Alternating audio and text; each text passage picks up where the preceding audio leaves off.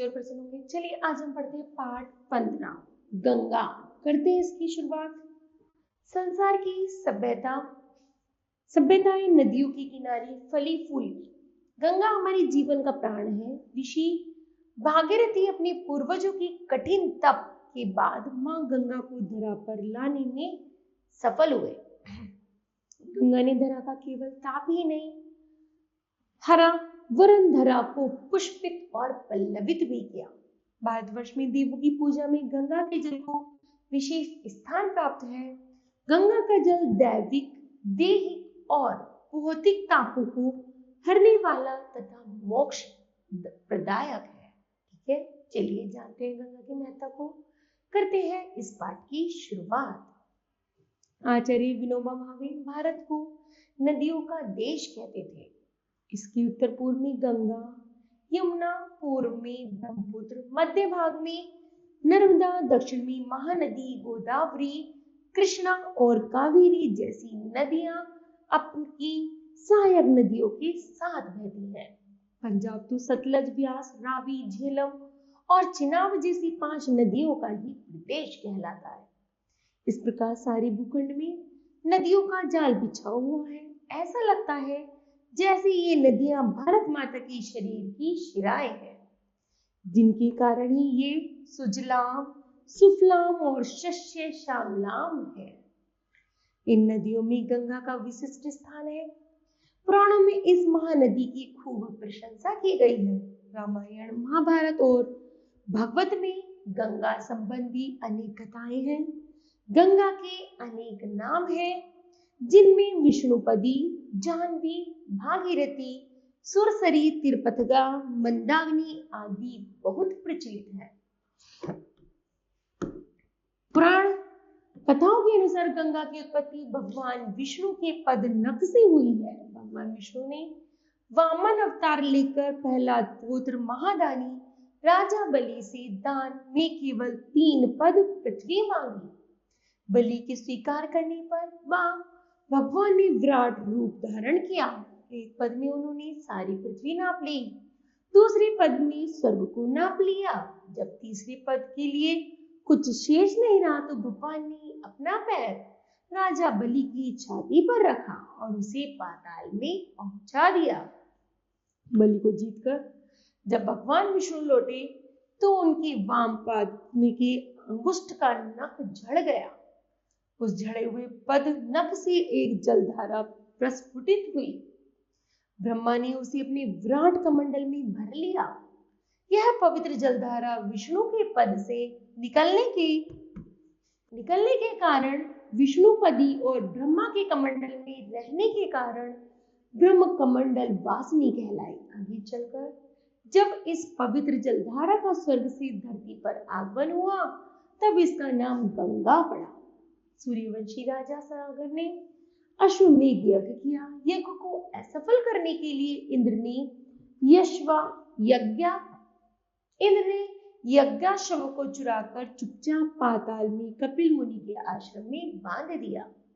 सागर के 60,000 पुत्र उसे ढूंढने निकले। ढूंढते ढूंढते वे पाताल में कपिल मुनि के आश्रम में जा पहुंचे। वहां अश्व को बंधा देखकर उन्होंने समझा कि यज्ञाश्व को मुनि ने चुराया है, इसलिए उन्होंने मुनि को अपशब्द कहे, उनका अपमान किया। मुनि समाधिस्थ हुए। जागने पर कुपित होकर उन्होंने सगर के 60,000 पुत्रों को भस्म कर दिया। सगर के प्रपुत्र भागीरथ ने अपने पितरों के उद्धार के लिए भारी तप किया। जब उन्हें पता चला कि ब्रह्म कमंडल से निकलकर गंगा के पृथ्वी पर आने पर ही उसके पूर्वजों का उद्धार होगा तो उन्होंने ब्रह्मा से प्रार्थना की। ब्रह्मा ने कहा, गंगा बहुत वेगवती है, वह पृथ्वी पर गिरेगी तो उसे फोड़कर पाताल में चली जाएगी, इसलिए तुम भगवान शंकर से प्रार्थना करो कि वह इस वेग को शांत करे। भागीरथी ने भगवान शंकर को प्रसन्न किया। शंकर ने अपनी जटाई खोलकर आकाश में फैला दी और गंगा के प्रभाव को जटा जूट में बांधकर मस्तक पर धारण कर लिया। भागीरथ के अनुनय विनय और प्रार्थना करने पर भगवान शंकर ने गंगा को थोड़ा सा मुक्त कर दिया। मुक्त होते हुए बहुत वेग से पृथ्वी पर गिरे। मार्ग में जैन मुनि का आश्रम था जो गंगा के प्रचंड प्रवाह में बह गया। उन्होंने कुपित होकर गंगा को समेटकर अपने पास में रख लिया। भागीरथी के अनुनय विनय करने पर उन्होंने गंगा को मुक्त किया।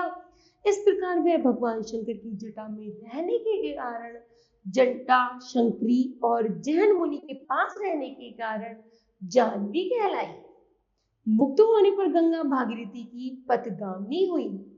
चूंकि आगे आगे राजा भागीरथ चली और पीछे पीछे गंगा, इसलिए उनका नाम भागीरथी भी पड़ा।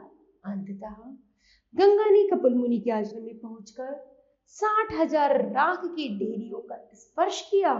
इस तरह सगर के 60,000 पुत्रों का उद्धार हुआ। महाभारत के अनुसार गंगा केवल नदी ही नहीं, साक्षात देवी थी, जिनका विवाह कुरुवंशी सम्राट शांतनु से हुआ था। उनके 8वें पुत्र का नाम गांगे था, जो बहुत वीर, पराक्रमी और दृढ़ प्रतिज्ञा महापुरुष थे। वही महाभारत की कथा में भीष्म पिता के नाम से प्रसिद्ध हुए। इन पौराणिक कथाओं से यही निष्कर्ष निकलता है कि गंगा का भारतीय संस्कृति में अद्वितीय स्थान है। इस इतिहास साक्षी है कि सभी संस्कृतियां गंगा से पोषित हुई हैं। महान साम्राज्य उसके तट पर स्थापित हुए हैं। गंगा भारत की पहचान है। भौगोलिक दृष्टि से देखें तो गंगा नदी उत्तराखंड के टिहरी गढ़वाल में गंगोत्री ग्लेशियर की गोमुखी गुफा से निकलती है। वहां उसका नाम भागीरथी है। कुछ आगे चलकर उसे जाह्नवी मिलती है। थोड़ा सा आगे बढ़ने पर उसे विष्णुगंगा और धलगंगा की धाराएं मिलती हैं। इन सब नदियों का संयुक्त प्रवाह ही गंगा कहलाता है। ऋषिकेश और हरिद्वार पार करके गंगा फर्रुखाबाद, कन्नौज, कानपुर होती हुई प्रयाग पहुंचती है। वहां उसे यमुना और गुप्त सरस्वती मिलती है। इन 3 नदियों का संगम त्रिवेणी संगम कहलाता है। वहां से वह पटना पहुंचती है, जहां अनेक छोटी बड़ी नदियां उसमें मिलती हैं। अंत में कोलकाता पहुंचकर डेल्टा बनाती हुई वह समुद्र में मिल जाती है। अपने उद्गम स्थान से निकलकर समुद्र तक पहुंचने के लिए गंगा को 2510 किलोमीटर की दूरी तय करनी पड़ती है। भारत की समृद्धि इस महानदी पर आश्रित है। इसका जल अनेकों रोगों को दूर करने वाला, दैविक और भौतिक तापों को हरने वाला तथा मोक्षदायक है। हमारा कर्तव्य है कि हम उसके जल को दूषित ना करें और सर्वदा नमन करते हुए कहें, गंगे गंगे नमोस्तुभ्यम मातर्मतरिण्यो नमः। ठीक है, अर्थात गंगा देवी को हम नमस्ते करते हैं, जो माताओं की भी माता है। ठीक है, मुझे आशा है बच्चों यह गंगा का पाठ आपको अच्छे से समझ आया होगा। धन्यवाद।